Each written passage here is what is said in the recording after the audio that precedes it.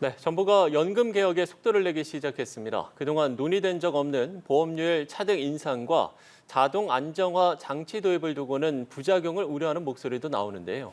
정부의 연금 개혁이 순항할 수 있을지 이길 보건복지부 제1차관과 함께 자세한 내용 살펴보겠습니다. 안녕하십니까? 네, 안녕하세요. 복지부 네. 이길입니다. 예, 반갑습니다. 자, 먼저 정부가 오늘 내놓은 연금 개혁안 어떤 방향으로 추진하겠다는 건지부터 설명 부탁드리겠습니다. 예, 저희가 정말 이번에 개혁안을 내었게 됐습니다. 많은 분들이 왜 안 내느냐 말씀이 많이 있으셨는데요. 제가 2003년 이후에 정말로 처음으로 내오는 개혁안을 말씀을 드리겠고요. 우리는 상생의 연금 개혁을 하겠다는 말씀이고요. 특히 보게 되면 세 가지로 나눠 쓰게 있겠습니다. 첫 번째는 지속 가능한 연금 개혁을 하겠다. 네. 이거 여러 가지로 예를 들면은 뭐 모수개혁이라든지 자동 안정장치라든지 통해서 하겠다는 것이 있고요. 두 번째는 노후 소득을 참 잘 보정하겠다. 연금뿐만 아니고 기초연금이라든지 또 퇴직연금이라든지 개인연금을 통해서 어르신들이 정말로 노후를 소득을 보장할 수 있도록 하겠다는 것이고요. 마지막으로는 세대 간의 형평성입니다. 예를 들면 뭐 보험료를 차등으로 이렇게 인상한다라든지 그런 걸 통해서 정말로 서로 합의할 수 있는 그런 안을 만들도록 그렇게 하겠습니다. 네, 그럼 21대 국회에서 합의되지 못했던 것과 비교해서 어떤 내용이 차별점일까요? 예, 21대 국회에서 저희가 여러 가지 논의가 있었습니다. 네네. 사실은 이 공론화를 통해서 논의도 있었는데 마지막에는 우리가 보험료를 13% 올리는 것까지는 모두가 동의가 되셨습니다. 그런데 소득 대체율을 43%로 할지 이것을 44%로 할지 45% 할지에 대해서 합의가 좀 덜 됐었고요. 또 하나는 이게 지금 사실은 연금이라는 것은 전체가 이렇게 다 이렇게 해야 되는데 그때는 단순하게 모수만 얘기가 됐었거든요. 지금 내놓는 것은 정말 다층 소득보장 체계입니다. 예를 들면은 맨날에는 기초연금이 있고 국민연금이 있고 또 퇴직연금이 있고 또 한편으로는 그 위에는 개인연금이 있는 그런 걸 하게 되어 있고요. 또 한편으로는 국민연금 같은 경우도 예를 들면은 모수액뿐만 아니고 지급 보장을 합니다. 청년들이 가장 원하는 것은 사실은 지급을 보장해 주는 것이거든요.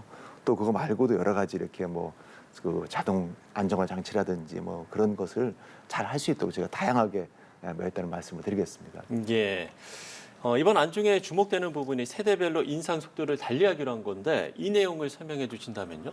예, 사실은 제가 많은 그 의견을 수렴했습니다. 네네. 특히 청년분들을 만나보니까 정말로 많은 얘기를 하시더라고요. 왜냐하면 우리는 앞으로도 보험료를 내게 되면 보험료를 많이 낼 수도 있고 또 한편으로는 오랫동안 이걸 보험료를 낼 수가 있는데 그런 것 같은 우리 같은 경우는 좀 더 늦게 했으면 좋겠다 그런 말씀을 주셔가지고 네네.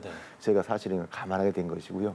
지난번에 그 21대에서도 나왔던 기본적인 안은 0.5%씩 해가지고 현재 9%에서 13%를 해가지고 4%를 8년 올리는 안입니다. 그래서 저희가 예를 들면은 50대 같은 경우에는 지금까지 얼마 시간이 안 남았기 때문에 예를 들면은 매년 1%씩 올리는 방안이 있을 수 있겠고요. 40대 같은 경우는 똑같습니다. 0.5%씩 8년이고 30%는 0.3%, 20대 같은 경우에는 예를 들면 16년 낼 수 있기 때문에 0.25%를 올리는 그런 안으로 제가 제시를 했다는 말씀드리겠습니다. 네, 이제 세대별 차등 인상을 두고 야권에서는 세대 갈라치기다라고 비판하고 있습니다. 정부는 어떤 입장일까요?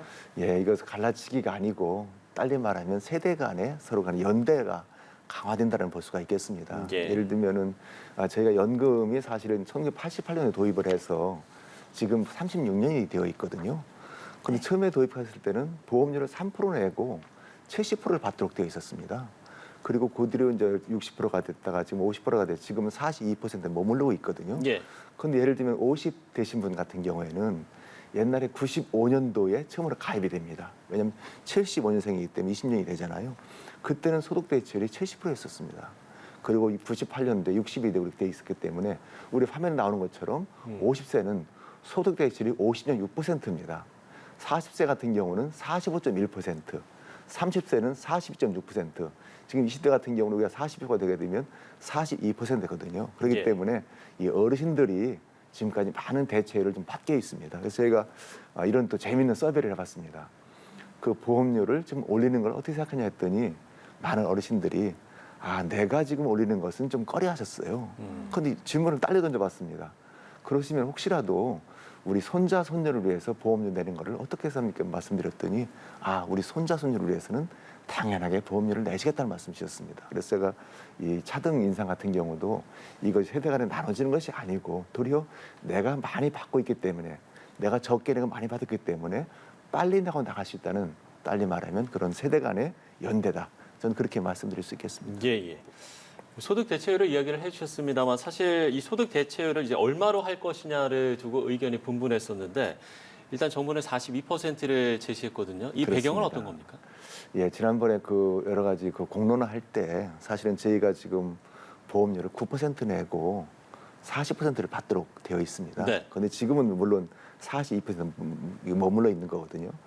그런데 이것이 같은 경우가 사실은 수직형 보험료가 있습니다. 40%를 받으려게 되면 얼마를 내냐 봤더니 사실은 19.8%입니다. 그러니까 지금 받는 보험료 자체가 사실은 반밖에 보험료를 안 내는 거거든요. 그렇기 때문에 사실은 보험료 같은 경우도 최소한 18%, 그 19.8을 내줘야 되는데 그렇게 낼 수는 없는 거거든요. 그렇기 때문에 저희가 지금 지난번에 공론화위원회하고 또 21대 국회에서 냈던 9%에서 13%로 4% 올리는 식으로 해가지고 제가 13% 하게 된 것이고요. 또 하나는 소득 대체율 같은 경우도 사실은 뭐 많이 올리면 많이 올릴수록 좋습니다. 사실은 그렇지만 그렇게 올리게 되면 그런 것은 사실은 재정을 사실 감당하기 힘들거든요.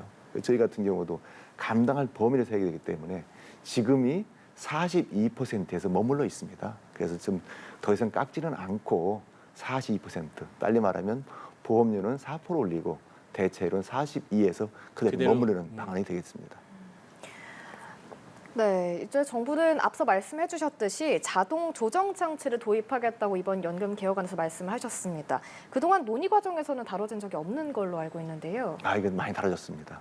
이 자동 조정 장치가 저희가 지금까지 지금 5차에 걸쳐 가지고 재정 추계를 했었거든요. 그런데 1차도 그때 얘기가 있었고요. 지금 보게 되면 2013년도 또 2018년도 또 2023년도에도 이렇게 논의가 됐었습니다. 예. 그리고 왜냐하면 이 전 세계적으로 그 저출산 고령화에 영향 같습니다. 예를 들면은 이게 오래 사람들이 오래 살고 또 한편으로는 저출생이 되면 보험료 낼 사람들이 없게 되는 거거든요. 그렇기 때문에 이걸 하게 된 것이고요. 또 지난번에 2014년도에도 있었습니다. 우리 공무원 연금 개혁도 했었잖아요. 예. 그때도 이것이 논의는 된 적이 있었습니다. 예. 그럼 우리나라에서는 아직 시기상조가 아니냐 이런 지적에 대해서는 어떤 입장이세요? 예, 지금쯤에는 아마도 이것을 할 때가 됐다고 봅니다. 왜냐하면 전 세계적으로 0.72% 돼 있는 출산율은 우리나라밖에 없습니다. 네. 그리고 금년도에 저희가 8월 10일 날이죠. 그 인구가 어르신들이 1,000만이 넘게 됐었거든요. 그렇기 때문에 정말로 가장 그 저출생도 급격화되고 고령화도 심화되고 있는 그런 상태입니다. 다른 나라 같은 경우도 이게 전 세계적인 추세이기 때문에 다 이대로 도입을 하고 있습니다. 제일 먼저 도입한 것이 바로 스웨덴입니다. 스웨덴 같은 경우도 저출산이 심화되다 보니까 98년도에 만약에 보험료 걷는 것보다도 더 많이 나가게 되면 이것을 균형지수를 도입해가지고 조정하는 게 되겠고요. 두 번째 됐던 것이 일본입니다. 일본 같은 경우도 이게 예를 들면 3년간 그 가입자 수가 감소한다든지 아니면 너무 이렇게 사람들이 오래 산다라든지 예를 들면은 기대감이 늘어나는 거잖아요. 그럴 경우에는 보험료를 조정하는 그런 방안을 하고 있습니다. 그렇기 때문에 저희도 이제는 도입할 때가 됐다. 그렇지만 많은 분들이 또 혹시 오해를 하세요. 이렇게 하게 되면 보험료가 깎이는 거 아니냐. 지금 받는 액수가 그렇진 않습니다. 예를 들면 100만 원을 지금 받게 돼 있다고 그러면 100만 원은 그대로 줍니다. 그런데 예를 들면 103만 원을 이렇게 3% 예를 들면 물가 인상된다고 그러면 3%까지는 못 준다 하더라도 예를 들면 2.5% 정도까지 준다라든지 해가지고 기본적으로 그 실제 액수는 깎이지는 않는다고 볼 수가 있겠습니다. 예. 자, 국민연금 지급을 국가가 보장하겠다는 내용을 법률에 명문화하겠다고 밝혔는데 이건 어떤 의미인지도 설명을 해주신다면요. 예, 지금도 많은 분들이 청년분들 만나보면 정말로 이렇게 상당히 좀 뭐랄까 어려워하고 있는 것이 많습니다. 가장 큰 질문이 뭐냐면 우리가 열심히 지금 보험료를 9%를 내고 있는데 앞으로 더 올라갈 수도 있겠지만요. 그런데 나중에 이거 받을 수가 있느냐 그런 얘기를 자꾸 하시는 겁니다. 예를 들면 현재 보험료가 이렇게 저희가 그 재정 개혁을 안 하게 되게 되면 2055년 되게 되면 이 기금이 소진될 우려가 있습니다. 그렇기 때문에 지금 빨리 저희가 연금 개혁을 해서 점차 이 소진 연도를 늦추는 거거든요. 그렇지만 이것이 사실은 이 법에 완벽하게 보장을 해달라는 겁니다. 지금도 물론 법에 그런 조항이 담겨는 있습니다. 네. 그렇지만 더 명확하게 국가에서 지급을 보장해달라. 그런 게 있기 때문에 저희가 이번에는 지급보장 명문을 확실하게 담을까 합니다. 지난번에 대통령께서 29일 날이죠. 그 여러 발표를 하셨는데 가장 많은 신문에서 일면 담은 것이 국가에서 지급보장이었습니다. 청년들이 원하는 것의 가장 큰 것은 국가에서 지급보장 근거를 마련하는 것입니다. 반드시 넣도록 하겠습니다. 네, 이제 정부는 그동안 노인 빈곤 해소를 위해서 다층 노후소득 보장 체계를 강조해 오지 않았습니까? 이제 이번 연금 개혁안도 마찬가지의 방향에서 논의됐을 것 같은데요. 이 다층 노후소득 보장 체계 방향을 다시 한번 설명해 주실까요? 예, 저희가 노년을 사는 데 있어 가지고 다양한 소득 보장 방법이 있습니다.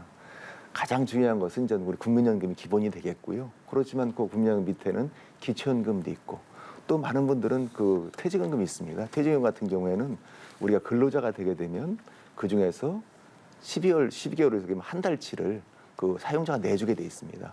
또 그것도 부족해가지고 사실은 개인연금을 가입을 하고 있거든요. 그렇기 때문에 저희가 이거 네 가지를 잘하겠다. 예를 들면 기초연금 같은 경우에는 지금 34만 5천 원입니다. 40만 원까지 지급하는 것이 되겠고요. 두 번째 그 국민연금 같은 경우에는 정말 이렇게 이번에 잘 만들어가지고 정말 장기적 지속 가능한 연금이 되도록 하겠고요. 또 퇴직연금 같은 경우가 있는데 사실 퇴직연금이 잘 되어 있기는 하지만 많은 분들이 중간에 찾아가십니다. 주로 찾아가신 이유가 주택이라든지 결혼이라든지 되기 때문에 이런 것을 가급적이면 연금으로 하도록 하겠다는 것이 되겠고요.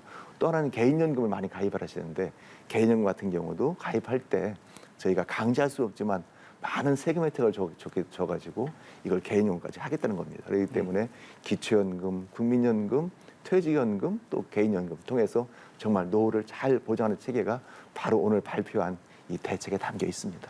예, 알겠습니다. 자, 정부의 연금 개혁과 관련해서 이길 보건복지부 제1차관과 함께 이야기 나눠봤습니다. 오늘 말씀 고맙습니다. 예, 감사합니다.